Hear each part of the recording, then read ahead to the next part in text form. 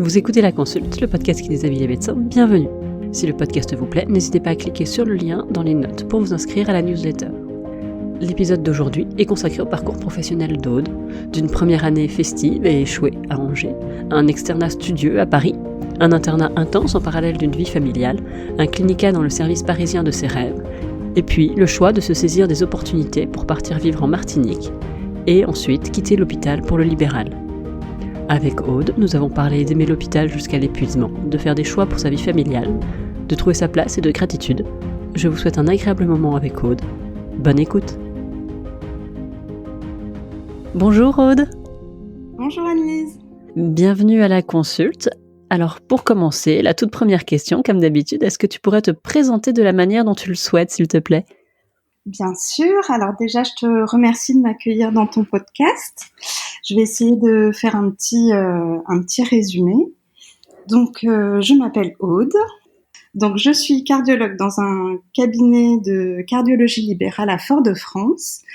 Je travaille avec un autre cardiologue plus âgé. Donc, nous sommes 2 médecins dans un cabinet. Ça va faire 5 ans donc, que je travaille dans ce cabinet. Donc, ça, c'est pour la partie pro. Et pour la partie perso, je suis mariée à Karine, qui est également médecin, et je suis la maman de 3 enfants, bientôt 4, puisque je suis actuellement en congé maternité. Nous allons accueillir notre 4e prochainement. Félicitations. Merci. Alors, l'objet de l'épisode d'aujourd'hui, ça va être un petit peu de nous raconter comment tu es arrivée à ta situation professionnelle actuelle. Et du coup, on va remonter un petit peu le temps. Et je vais commencer par te demander pourquoi tu as choisi de faire médecine. C'était quoi le projet quand tu t'es inscrite à la fac de médecine ? Alors, je pense que on peut pas parler vraiment de vocation dans mon cas. Plus que d'être médecin, ce que je voulais, c'était être soignante. J'ai pas de médecin dans mon entourage proche, mais j'ai ma maman qui est infirmière libérale et sa profession prenait une part importante dans notre vie de tous les jours. Elle nous en parlait facilement à table, des soins qu'elle faisait, de son lien avec les patients. Et son métier prenait vraiment une part importante de sa vie de tous les jours. Je la voyais triste quand les patients décédaient. Elle leur écrivait des cartes postales en vacances, etc. Et puis nous, ça nous est arrivé de l'accompagner dans ses tournées, etc. Donc j'avais ce modèle-là. Et puis, moi de mon côté, j'ai toujours eu des facilités en classe. Je me souviens pas d'avoir travaillé avant d'être arrivée en médecine, et j'étais toujours en tête de classe. Et en fait, quand je me suis retrouvée en première terminale, c'est elle qui m'a orientée vers médecine. Elle m'a dit, écoute, tu as de bons résultats. On tente médecine, et puis si ça marche, très bien. Si ça marche pas, tu pourras faire l'école d'infirmière comme moi. C'est ce qu'elle avait fait en fait. Elle avait fait médecine, et puis ayant échoué, elle s'est tournée vers les études d'infirmière, et ça a été un peu l'idée pour moi également. Et puis ça a fonctionné, et du coup voilà un peu comment je me suis lancée dans les études de médecine. Et quand tu as commencé tes études de médecine, tu n'avais aucune idée de la spécialité que tu avais envie de faire, de la façon dont tu voulais travailler plus tard ? Pas du tout. Moi, j'étais fascinée par le côté connaissance, le fait d'ingurgiter des connaissances de toutes sortes. J'aimais toutes les matières, voilà, mais j'avais aucune idée de ce que ça allait donner après. Mon seul objectif, c'était de réussir les études et de faire du mieux que je pouvais. Voilà, c'était la seule idée directrice que j'ai eue. Donc tu fais ta première année de médecine, que tu réussis ? Que je rate. Non, c'était ma première année de liberté, on va dire, puisque mes parents habitaient au Mans, il n'y avait pas de fac de médecine au Mans à l'époque. Donc, je suis allée à Angers et j'étais la première année seule. Donc, on découvre la vie d'étudiant, les soirées, etc. Et cette première année, je l'ai passée à beaucoup faire la fête. Et en fait, ça a été un peu la cata parce que j'étais à la limite de pas avoir le droit de redoubler. Il y avait des notes éliminatoires. Je me souviens d'ailleurs que j'ai eu 4/20 en anatomie cette première année, ce qui était vraiment très nul. Mon père s'était moqué de moi en me demandant si je savais où se trouvait le tibia, donc c'est un peu la honte. Et bon, j'ai quand même eu le droit de redoubler. Je me suis mise à travailler cette deuxième première année et après je me suis plus jamais arrêtée. Et j'ai eu le concours du coup du deuxième coup. Voilà. Donc, passé la première année, t'étais quel genre d'étudiante ensuite, fêtarde, studieuse Cette première P1, comme ça s'appelait à l'époque, de parenthèse, de fête, de découverte. Et après, je me suis mise à travailler, j'ai plus jamais arrêté. En fait, je pense que j'ai commencé à travailler ma deuxième première année. Avant ça, j'ai pas le souvenir d'avoir travaillé dans ma vie. Et après, ça c'était, j'étais vraiment l'élève qui préparait les cours, qui révisait le soir en rentrant, qui faisait des fiches. Voilà. Après, j'étais dans le mode on y va à fond. Et comment ça s'est passé ensuite, l'externat, le concours de l'internat? À quel moment est-ce que tu as choisi ta spécialité, la ville où tu voulais aller? Comment tu as découvert la cardiologie? Alors l'externat, donc je travaillais beaucoup. Je pense que j'étais le genre d'étudiante vraiment heureuse d'apprendre, heureuse d'aller en stage. J'aimais tous les stages dans lesquels je suis passée. Même les gardes, j'étais contente d'être en garde, j'étais heureuse d'apprendre. Donc comme je te l'ai dit, j'ai commencé médecine à Angers et puis j'ai suivi un amoureux de l'époque qui travaillait à Paris, donc j'ai réussi à faire un changement de fac, donc je me suis retrouvée dans la fac de Paris 5 après. Et là, très clairement, j'ai senti comment dire qu'il fallait être excellent quoi. Il y avait cette ambiance dès donc j'ai changé, je me suis retrouvée en troisième année de médecine à Paris 5 et j'ai senti qu'il fallait enfin oui c'est ça vraiment tout était orienté vers avoir la meilleure place au concours de l'internat, faire briller la faculté en quelque sorte. Enfin c'était vraiment ça l'ambiance là-bas. Donc moi je me suis mise dans cette ambiance-là et puis j'aimais bien ça. Le fait de maîtriser les sujets, de maîtriser les matières, etc. Mais comme je te le disais, j'aimais bien toutes les spé au final. Et puis en dernière année d'externat, donc en D4, j'ai eu la chance de faire un stage en cardiologie à Cochin avec le fameux professeur Weber qui est très charismatique. Et je pense qu'il a donné la vocation de la cardiologie à beaucoup d'étudiants en médecine. C'était vraiment un professeur à l'ancienne, qui fait la visite, qui s'investit auprès des étudiants. Et puis c'est comme ça que j'ai eu envie de faire cette spécialité-là. Déjà, j'entrevoyais le fait de pouvoir exercer de plusieurs façons différentes grâce à cette spécialité-là. C'est-à-dire que je me suis dit si tu aimes l'urgence, tu peux faire des soins intensifs. Si tu aimes les gestes techniques, tu peux faire de la rythmo, de la choro. Si tu as envie de t'installer, tu peux être cardiologue en ville. Déjà, j'entrevoyais ça dans mon orientation de choix. Et donc, j'ai passé le concours. J'ai pu... Alors, j'ai hésité un petit peu aussi avec la chirurgie ophtalmo, mais vraiment, la cardio, c'était ma spécialité, on va dire, de cœur. C'est celle qui me faisait le plus rêver. Et au final, j'ai pu avoir cette spé-là à Paris. Donc, j'ai pu retourner après comme interne, puis comme chef de clinique dans ce service qui m'avait donné la vocation. Je pense que c'est vraiment l'aspect qui me correspondait. En tout cas, je l'ai jamais regretté. Et donc déjà, en D4, quand tu as choisi ta spécialité, tu avais envie de ne te fermer aucune porte, en fait, de pouvoir... tu as vraiment choisi une spécialité en te disant, OK, c'est une spécialité polyvalente, je peux faire je peux avoir plusieurs modes d'exercice, il y a des spécialités dans la spécialité, je pourrais choisir ce que je veux faire. Tu t'es laissé des portes ouvertes à ce moment-là.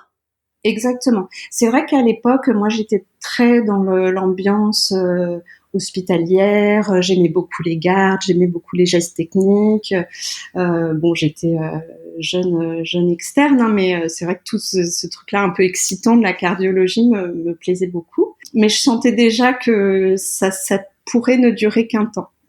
donc c'était chouette aussi avec cet aspect-là de me dire, si un jour t'es fatigué des gardes, voilà, tu peux trouver autre chose. Ton plan A, c'était quand même plutôt l'hôpital, les gardes, mais tu avais quand même cette arrière-pensée que ça allait pas durer, ouais. Exactement, ouais. C'est ce que j'aimais à l'époque, hein. J'aimais être dans l'urgence, gérer les infarctus, poser des cathéters. Ça, c'est le truc qui me plaisait à l'époque. Ouais. Et à l'époque, tu te posais déjà la question d'une vie de famille ou pas du tout ? Non, pas vraiment. Moi, j'étais heureuse dans ce que je faisais à cette époque-là et je me posais pas trop la question de la suite. Mais je savais que ça pouvait me tenter d'avoir une pratique plus calme. Ouais.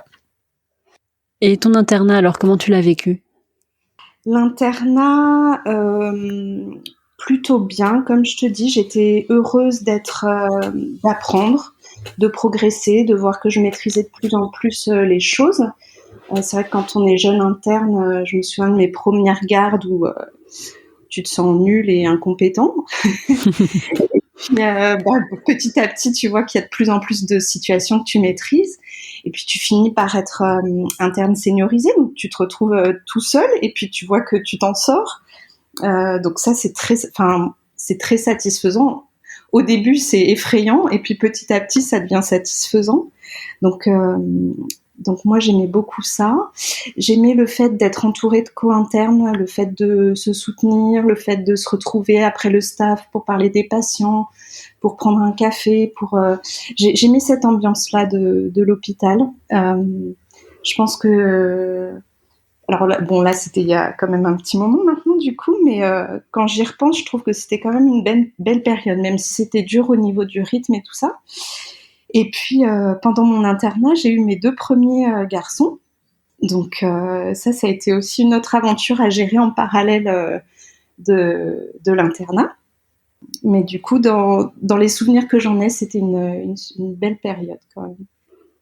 Tes enfants sont arrivés pendant l'internat et tu as réussi à gérer l'internat, les gardes, le mémoire de DES, la thèse, tu as tout fait en même temps ? Écoute, ouais, il y a eu des périodes difficiles. Alors, moi, ce qui m'importait vraiment à cette période, c'était de pas que mes grossesses ne pèsent pas sur mes co-internes. Donc, je me suis toujours arrangée pour être en surnombre. Et du coup, je me souviens d'avoir fait vraiment mon maximum pour prendre mon quota de garde, même enceinte et tout ça, pour vraiment pas peser sur les autres. Et puis, du coup, pour chaque grossesse, j'ai pris 6 mois de disponibilité. Donc, je suis restée 6 mois avec chacun de mes bébés, donc ça, c'était chouette. Et puis après, ça s'est mis en place. À la PHP, on a les crèches de la PHP qui sont disponibles pour le personnel médical. Enfin, surtout que j'étais interne à l'époque, donc j'ai eu la place facilement. Donc ça, c'était très chouette parce qu'il y a des horaires étendus par rapport aux crèches classiques. Donc ils ont pu aller à la crèche, moi retourner faire mes stages. Je me souviens je passais mon DU d'éco-cœur en même temps, donc je me souviens d'être allée avec le couffin au DU, au cours de DU, avec mon premier garçon. Voilà, on se mettait près de la porte de sortie, et puis dès qu'il commençait à faire des bruits, je partais discrètement. Mais ce qui a vraiment été difficile, par contre, c'est quand j'ai dû faire mon travail de thèse, puisque du coup, les deux grands étaient nés. Et en fait, j'étais donc interne la journée, maman le soir quand je rentrais. Je couchais donc mes deux aînés qui étaient encore petits. Et une fois qu'ils étaient couchés, je devais moi préparer ma thèse. Donc je me souviens d'avoir fait ma thèse entre 22h et 2h du matin. À cette époque-là, ça a été difficile. Mais écoute, c'est une fois que c'est passé. J'ai été bien soutenue par ma directrice de thèse, qui est une amie aussi, qui m'a vraiment portée.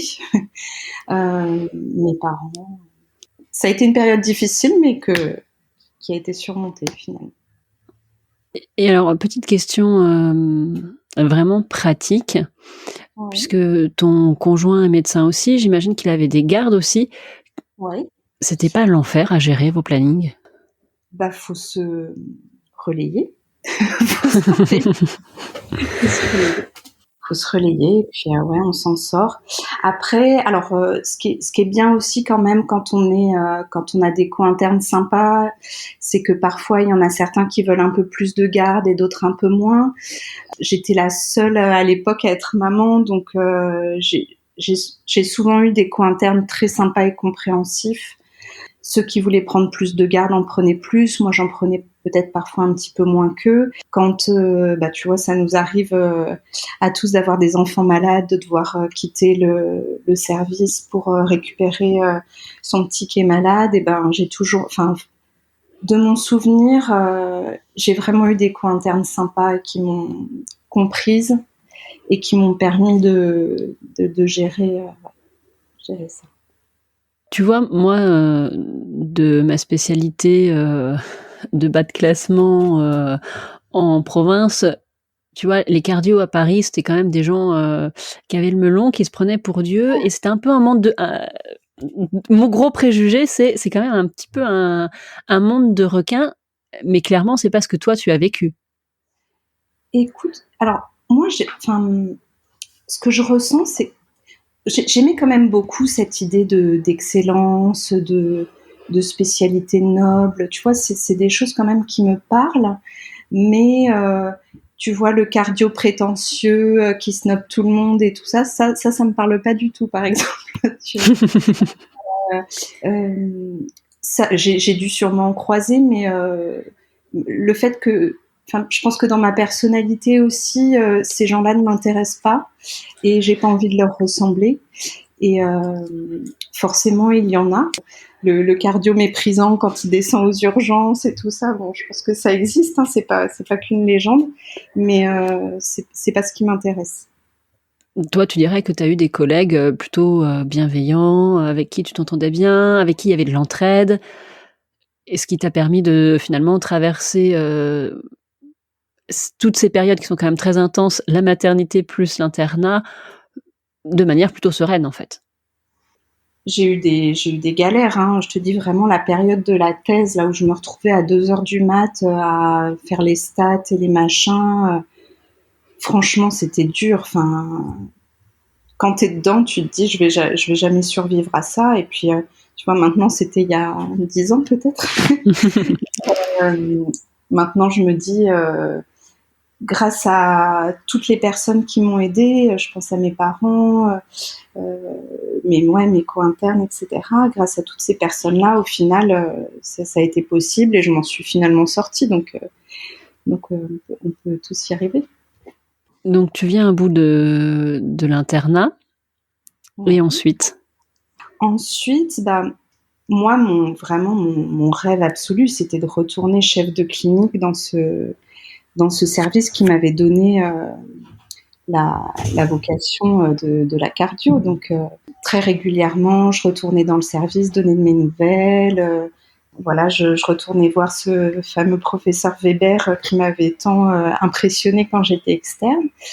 Et puis, j'ai eu la chance d'avoir le poste de chef de clinique dans ce service-là. Donc, c'était un rêve pour moi. Ça a vraiment été un rêve de pouvoir retourner là où j'avais eu envie de faire cette spécialité-là.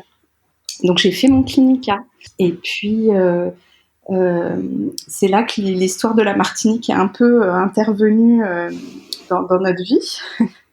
Donc, moi, j'étais très heureuse à Paris. Je me voyais bien rester à Paris, etc. Mais en fait, c'est un peu le parcours professionnel de mon mari qui nous a conduit à envisager l'option de la Martinique. Et alors raconte comment la Martinique est entrée dans ta vie. En fait, comme je te l'ai dit, Karim, mon mari, est médecin aussi. On travaillait dans le même hôpital, donc c'était pas très original. Et puis donc lui, il a fait le parcours universitaire, donc thèse de sciences, mobilité. Il a fait 1 an de mobilité en Suède, etc. Et on lui avait plus ou moins dit que quand il reviendrait de sa mobilité, il aurait le poste donc de PUPH à Paris. Donc c'était quand même beaucoup de sacrifices pour nous, ce parcours-là pour lui. Le fait qu'il parte 1 an en Suède sans être payé, enfin bon voilà, mais on s'était dit écoute, s'il a le poste au bout du tunnel, c'est pas grave. Et puis donc il revient de son année en Suède et on lui dit ah t'es un peu jeune, être PUPH avant 40 ans, écoute non bah reste PH et puis on en reparle dans quelques années. Donc bon bah on était lui énervé, moi déçu pour lui. Et puis il se trouve qu'on partait en vacances en Martinique sur un bateau. Et donc on se dit tiens on va aller voir le CHU à quoi ça ressemble. Et puis au CHU forcément on lui dit écoutez on vous offre le poste dès que vous venez, on vous offre le service de vos rêves, etc. Et ma femme est cardiologue, très bien, il y a un poste pour votre et puis donc, bon, on fait notre semaine de vacances en bateau, et puis l'idée fait son chemin, et on se dit pourquoi pas tenter l'aventure, pourquoi pas prendre le poste de PU pour lui. Moi, j'allais finir mon clinica de toute façon, donc j'allais prendre un poste de PH là-bas, enfin c'est ce qu'il me proposait. Et puis, pourquoi pas offrir cette villa aux garçons, quitter l'appartement parisien pour venir vivre en tongs et en maillot de bain un temps. On s'est dit, est-ce qu'on se laisserait pas tenter par l'aventure ? Si on est heureux, si on est bien, si tout le monde y trouve son compte, on reste. Et puis si ça va pas, on retourne dans l'autre sens. Et puis lui, il aura au moins eu le poste de PU, puisqu'une fois qu'on l'a, c'est acquis. Donc voilà un peu comment c'est arrivé cette folle idée-là. Mais si je reprends, vous étiez en vacances et vous êtes pointé au CHU en tongs avec les lunettes de soleil en disant et alors, en fait, vous recrutez ? Lui a fait ça en mode je suis un collègue, je viens voir comment ça se passe, etc. Et puis ils ont senti le poisson mordre à l'hameçon. Je pense qu'il avait surtout été tellement déçu de l'attitude des Parisiens que le fait qu'il soit accueilli de la sorte, que plus ou moins on lui déroule le tapis rouge, que forcément c'était très séduisant, quoi. Toi, à ce moment-là, tu avais terminé ton clinica, tu avais une perspective de poste de PH à Paris, ou tu étais dans le flou? Toi, t'en étais où exactement? Dans ma 2e année de clinica, donc je voulais au moins finir ça. Et après, dans ma tête, tout m'était ouvert, c'est-à-dire que si je m'étais positionnée pour un poste de PH, je pense que ça aurait pu être possible dans un hôpital parisien. J'avais des contacts qui avaient des cabinets libéraux dans Paris. Donc, en fait, la proposition de poste en Martinique est arrivée avant que j'ai eu besoin de me poser la question de ce que j'allais faire à Paris. Tu vois, ça me posait pas plus de problèmes que ça. J'ai laissé les choses venir un peu, et puis on a pris l'option Martinique avant que j'ai eu besoin de me projeter sur l'option Paris, quoi. Et toi, en Martinique, on t'a proposé ce poste à l'hôpital, tu l'as pas remis en question, tu t'es pas dit que tu voulais quitter l'hôpital, faire du libéral? Non, parce que à l'époque, moi, l'hôpital, c'est ce que j'aimais. Ce qu'on me proposait de développer aussi à l'hôpital en Martinique me plaisait beaucoup. Et puis, j'avais jamais connu rien d'autre, donc non, ça me convenait très bien. Ouais.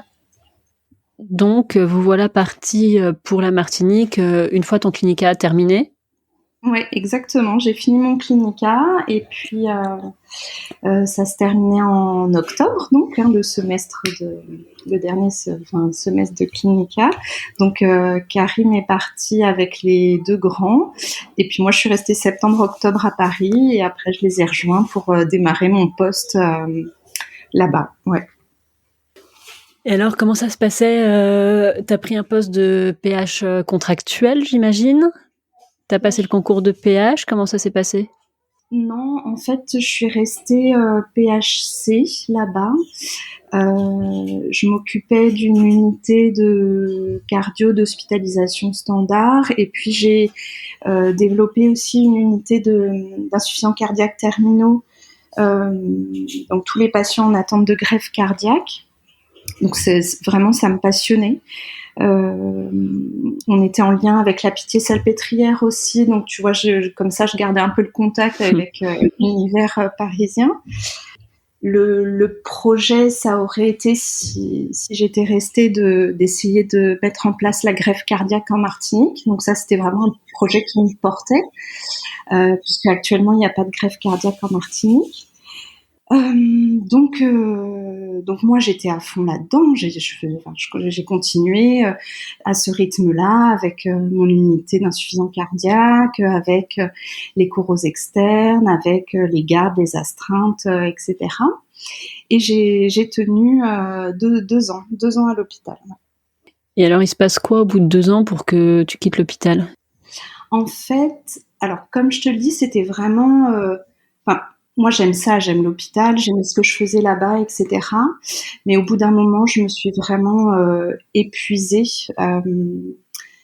Alors on parle beaucoup de burn-out, etc. Mais je pense que clairement, j'en étais pas très très loin. En fait, on bossait tous les deux comme des fous, à la fois Karim et moi, beaucoup plus que ce qu'on travaillait à Paris, contrairement à ce qu'on pourrait croire dans les îles. On n'était pas à boire des cocktails sur la plage toute la journée, on était à l'hôpital tout le temps. Tout le temps. Si bien que pendant 2 ans, j'ai pratiquement pas vu mes enfants. J'avais des nounous qui les géraient, qui les accompagnaient aux activités. Moi, j'étais investie, envahie par ce que je faisais à l'hôpital. Et puis en fait, au bout d'un moment, ça n'a pas tenu. Enfin, il y avait beaucoup de tensions dans notre couple du fait de nos préoccupations professionnelles. Et puis au bout d'un moment, j'ai craqué, quoi. Je me suis dit non, on n'est pas venu là pour ça. J'ai souffert de ne pas voir mes enfants grandir, de ne pas être allée une seule fois les chercher à l'école.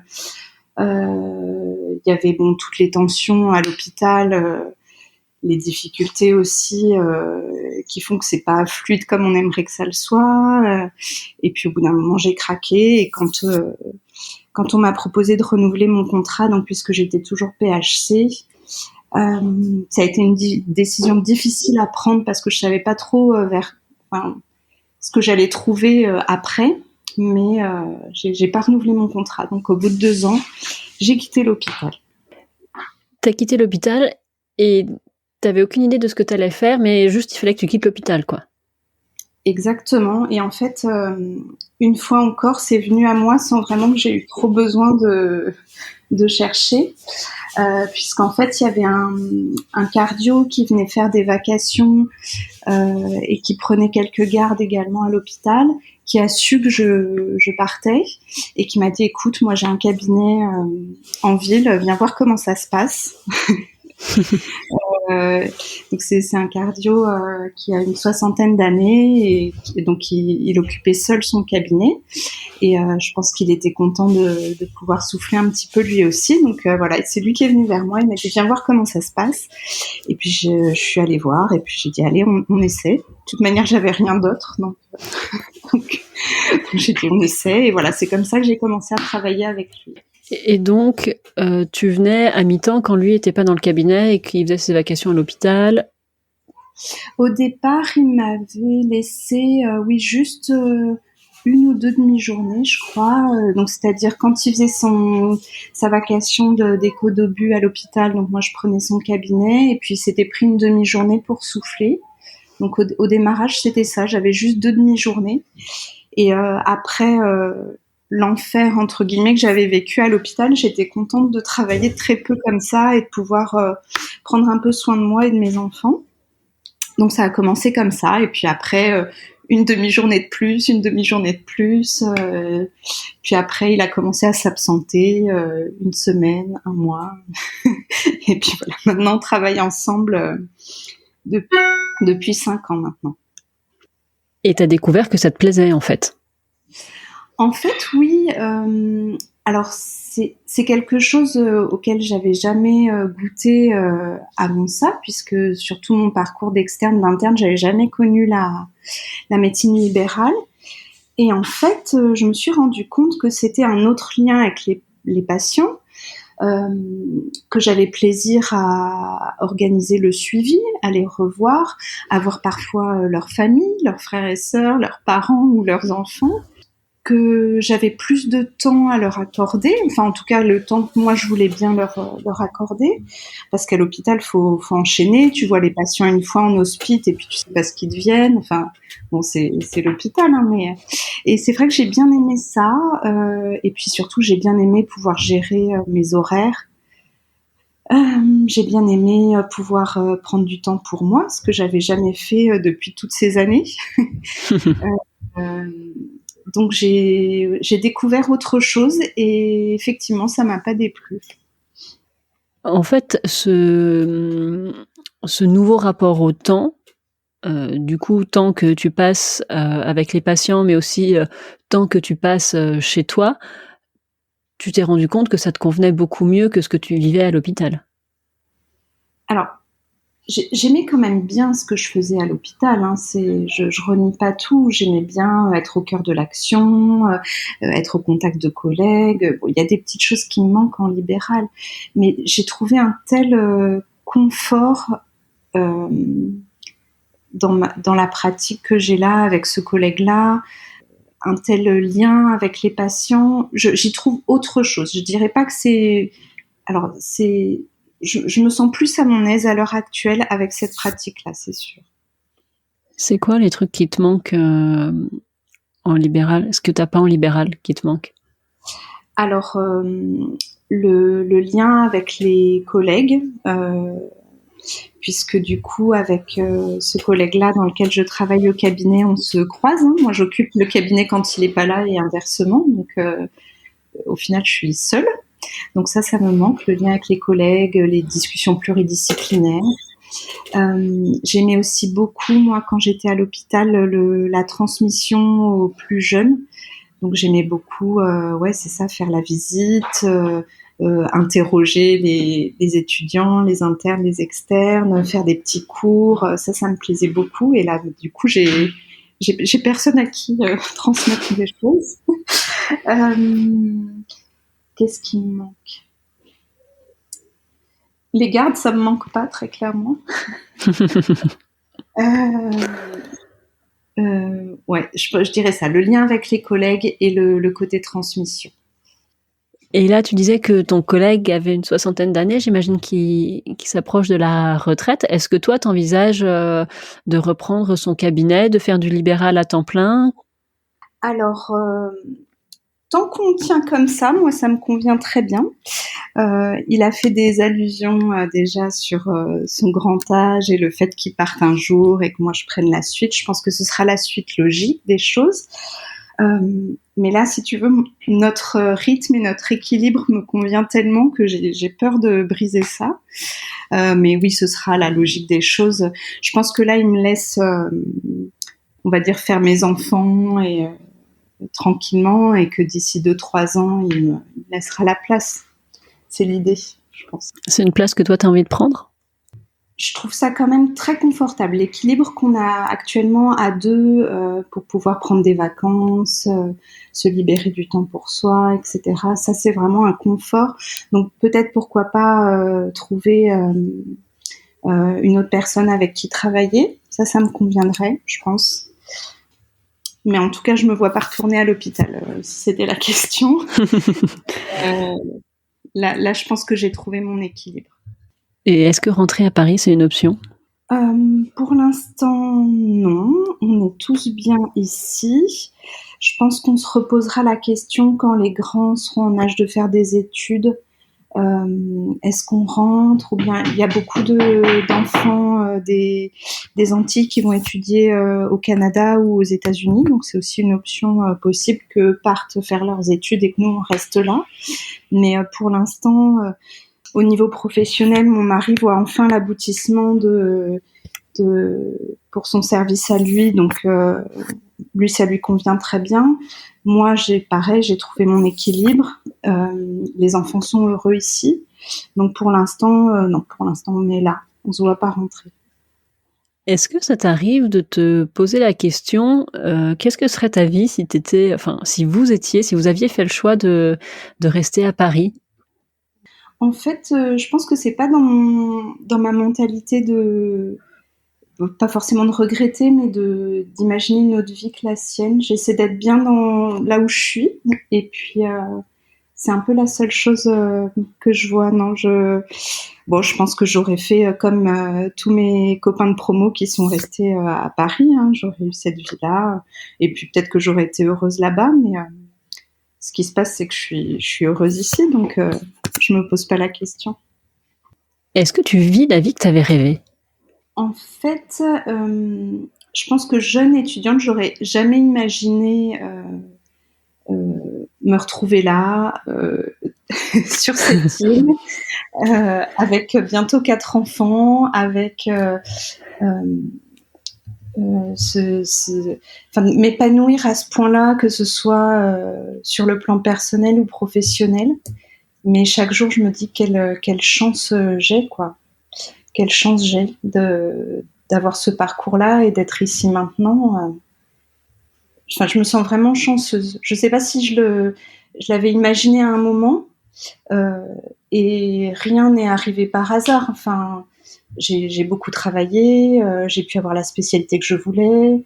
On a pris cette décision de partir. C'est pas miraculeux, mais je suis vraiment heureuse de tout ce qu'on a réussi à construire et d'en être là maintenant, en tout cas.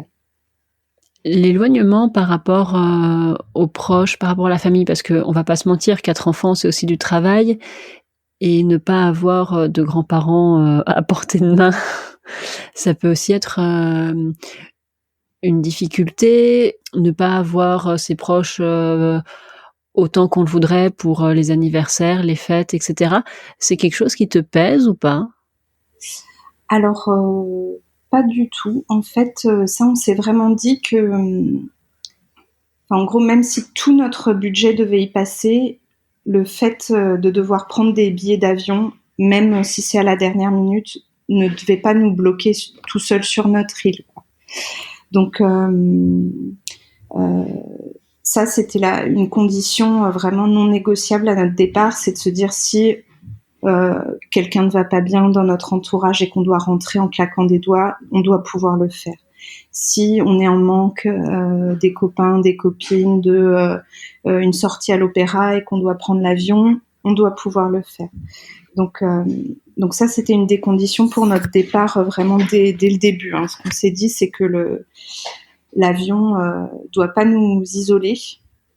Et puis au final, à force de faire ces allers-retours entre Paris et Fort-de-France, on se rend compte que c'est pas si loin. C'est une nuit d'avion, c'est 7 heures. Donc tu pars le soir, tu dors si tu peux, enfin tu te reposes comme tu peux, tu te réveilles, t'es à Paris. Bon bah c'est finalement, je sais pas si tu pars de Paris à la montagne ou je sais pas où tu vas en vacances, finalement c'est un peu la même chose. Donc, à force de le faire, on se rend compte que c'est pas si loin. Nos familles, on a la chance qu'ils puissent voyager, viennent nous voir avec plaisir assez facilement aussi. Et puis quand ils viennent sur une longue période. Eux sont en vacances, donc sont vraiment disponibles pour être là avec nous. Donc, et puis finalement, les parents de mon mari sont venus s'installer en Martinique avec nous depuis 1 an.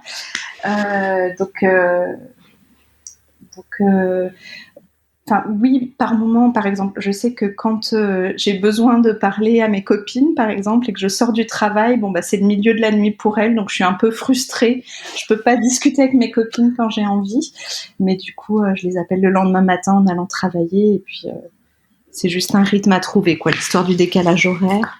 Mais c'est vrai que cette histoire de distance et de billets d'avion, on s'est dit si on est mal, qu'on est bloqué sur notre caillou, que ça va pas bien se passer, quoi. Donc ça, tout de suite, on l'a mis dans la balance en se disant, même si ça coûte cher, même si voilà, Il faut qu'on puisse partir quand on en a envie. Tu travailles dans un lieu qui, pour beaucoup de personnes, représente un lieu de vacances. Ouais. Est-ce que ton lieu de travail, c'est aussi ton lieu de... ça reste un lieu de vacances? Est-ce que ça reste un endroit où vraiment tu peux profiter de la vie? Ou est-ce que il n'y a pas un moment où il y a une certaine lassitude où finalement, bon, aller à la plage, c'est sympa, mais t'en as un peu marre? Ou vraiment t'arrives à profiter encore et toujours? Alors, moi, chaque week-end, c'est un peu comme des mini-vacances, hein. C'est-à-dire que le vendredi soir, quand je ferme la porte du cabinet et que je rentre chez moi, je me retrouve sur ma terrasse avec mon mari, mes enfants, que le samedi matin, on emmène le grand au surf. Moi, c'est... Non, j'ai pas de lassitude, que de la gratitude, et je trouve ça... Non, je vais marcher régulièrement et je suis fascinée par la beauté des paysages, et ça, je m'en lasse pas, c'est sûr. Il n'y a pas de lassitude. Après, ce que j'apprends aux enfants aussi, c'est d'apprécier l'endroit où on est. C'est-à-dire qu'on est ici, bon bah forcément, il n'y a pas de musée, il n'y a pas de cinoche, il n'y a pas de shopping.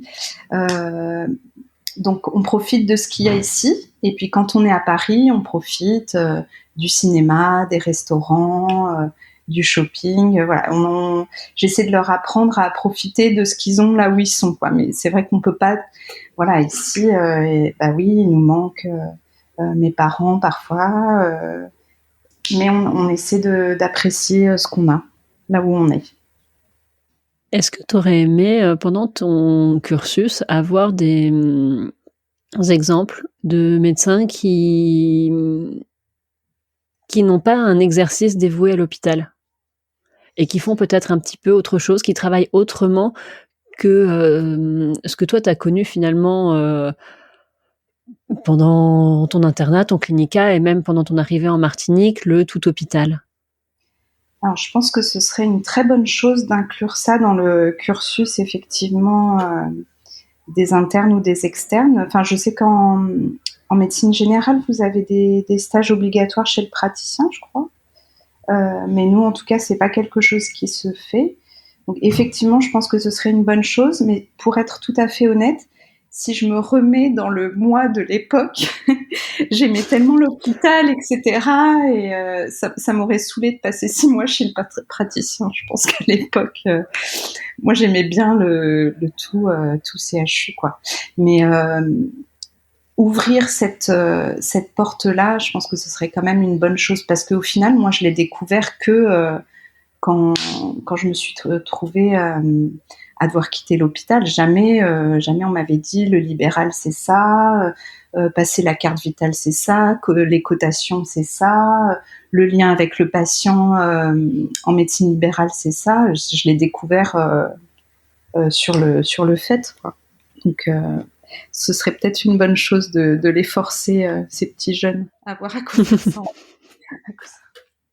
Est-ce que tu as des regrets? Je pense pas. Non, je peux pas dire ça. Tout ce qui m'est arrivé dans mon parcours, même les périodes difficiles, m'ont permis d'être là où j'en suis maintenant. Donc, écoute, non, je pense pas. Est-ce que tu es heureuse dans ta vie professionnelle actuelle? Bah, écoute, j'ai pas beaucoup de mal à répondre. Oui. Je suis heureuse d'être là où je suis. Et j'ai lu il y a 1 an, je crois, un livre qui s'appelait Trouver son Ikigai. Je sais pas si tu as entendu parler de ça. Ouais, je connais le concept. Un peu, je crois, japonais. Et donc le livre, c'était un peu trouver l'endroit où on sent qu'on est à sa place, quoi. Et moi, je me suis dit, quand je suis auprès des patients, quand je fais mon métier, voilà, ça c'est mon ikigai, quoi. Ça, je suis à ma place. C'est quand je vais travailler, je me vois pas, je vois pas ce que j'aurais pu faire d'autre, quoi. Je me sens bien quand j'apporte quelque chose aux patients, quand c'est ça. Oui, la réponse est oui. C'est tellement précieux de se sentir à sa place. Je te propose de répondre à la dernière question du podcast. Oui. Quelle est ta tenue de travail ? Alors, ma tenue de travail. Donc bon, actuellement, je suis en congé maternité, donc on va dire quelle était ma tenue de travail. Alors, il y a eu un avant et après Covid. C'est-à-dire qu'avant Covid, j'étais en civil, enfin en tenue de ville au cabinet. Et j'ai remarqué que cette tenue civile, je m'imposais une certaine neutralité, presque masculinité dans ce que je portais, peut-être pour asseoir mon sérieux, si tu vois ce que je veux dire. Donc, c'était beaucoup de choses foncées, noires ou marines. J'évitais les décolletés, plutôt des chemises. Enfin, voilà. Alors que dans la vie de tous les jours, je m'habille en fille, quoi, avec mes décolletés, mes robes, etc. Donc j'avais mon vestiaire maison et mon vestiaire travail, qui était plutôt sérieux et rigoureux. Donc ça, c'était ma tenue de travail. Et puis en fait, depuis le Covid, j'ai commencé à remettre mes tenues, mon petit pyjama blanc de l'hôpital, par mesure d'hygiène. C'est vrai qu'on est beaucoup, tu sais, à faire des éco-cœurs, coucher sur les patients, etc. Donc du coup, c'est cette tenue-là que je mets depuis le Covid et que finalement j'ai décidé de garder parce que du coup, ça m'allège l'esprit. Voilà, c'est ma tenue de médecin, ce pyjama blanc. Donc quand je mets ça, voilà, je suis Aude le médecin. Et puis en dehors, je peux mettre ce que je veux, donc ça me va. Et tu ne réfléchis plus à comment tu t'habilles le matin pour avoir l'air crédible auprès des patients. Pour avoir l'air sérieuse, exactement. Mais oui, c'est ça. C'était vraiment. Je me souviens d'avoir une conversation avec un de mes anciens chefs et de lui dire comment faire pour que les patients me prennent au sérieux. J'ai souvent eu peur de ça, que les patients soient déçus d'avoir affaire à une femme ou qui me pensent moins pro qu'un homme, tu vois. Et il m'avait répondu, écoute, mets des lunettes. Donc, en fait, c'est vrai que cette première impression qu'on donne aux patients, c'est pas rien, c'est la première chose qu'ils voient de nous, c'est la manière dont on se présente à eux. Et moi, je m'étais mis dans l'idée que avoir cette tenue sérieuse, entre guillemets, permettait d'asseoir mon sérieux. Mais je suis toujours le même médecin, que je mette des talons à paillettes ou des mocassins, tu vois, c'est pas... la manière dont j'exerce est la même. Mais c'est vrai que c'est la première image qu'on renvoie, et moi, je m'étais dit ça. Et écoute, maintenant, le pyjama blanc, on se pose plus la question, et puis c'est très bien comme ça. Et tu t'étais jamais posé la question avant de faire du libéral ? À l'hôpital, tu mettais ta blouse, tu te posais pas de questions ?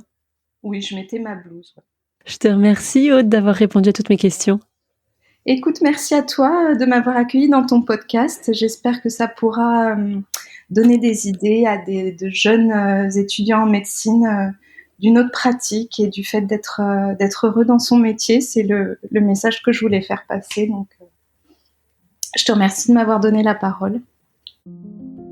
L'épisode est maintenant terminé. J'espère qu'il vous a plu et surtout qu'il vous a inspiré. J'adore recevoir vos retours par mail ou via mes réseaux sociaux. Vous trouverez dans les notes de l'épisode comment me contacter. N'hésitez pas à me donner votre avis sur les épisodes, à raconter vos témoignages de médecins, à me faire des propositions d'invités. Je suis toujours ravie de vous lire. Si vous souhaitez soutenir ce podcast, n'hésitez pas à en parler autour de vous. C'est le bouche à oreille qui lui permet de se faire connaître. Et n'hésitez pas non plus à mettre une note 5 étoiles et un commentaire sympathique sur vos applications de podcast. Vous pouvez me retrouver sur mes réseaux sociaux, Twitter et Instagram, Podcast La Consulte. Et aussi, n'hésitez pas à vous inscrire à ma newsletter. Toutes les références sont dans les notes de l'épisode. À bientôt!